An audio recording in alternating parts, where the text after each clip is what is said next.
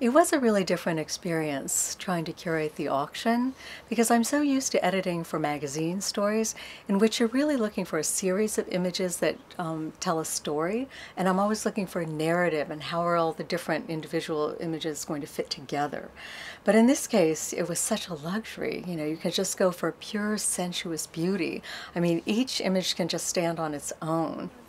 While it is true that when I'm selecting images for a magazine story, I'm looking for those dramatic moments. I'm looking for really dynamic sort of points in the story. Whereas for the auction, I feel that the images can be more contemplative. They don't have to be so much about something. They can just convey an emotion, and that really can be enough. And when you're talking about the overlap between fine art and photojournalism, I do think that that line has really blurred a lot more in the last few years. So I looked at the Complete National Geographic, the database where we can see every spread of every issue published since 1888. Started out there.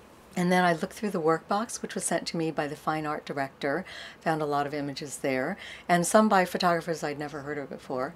And then I have to say, I also looked at all of my stories that have been published with those photographers.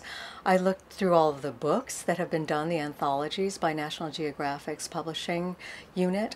And then I also looked through the Women of Vision exhibition, which I was fortunate enough to curate earlier last year. So I could have kept going forever, and the more time I had, the more diamonds I could have kept digging up. The scope of the images that we've included in the auction is so broad. I mean, we have portraits, we have landscapes, we have wildlife, but I think there is one quality that runs through all of the photographs, and that's a sense of the photographer's innate curiosity. I feel like whether it's, you know, Karsten Peter going to some remote area of Antarctica, or whether it's Jody Cobb shooting Times Square, you know, which so many of us have been to, and seeing it in a totally different way, I think there's just that sense that for these photographers, they had to go and see it in a new way for themselves. In the 20 years I've been with the magazine, I do feel like the look of the photography has evolved. What's funny is that it almost seems as if what's old is new again.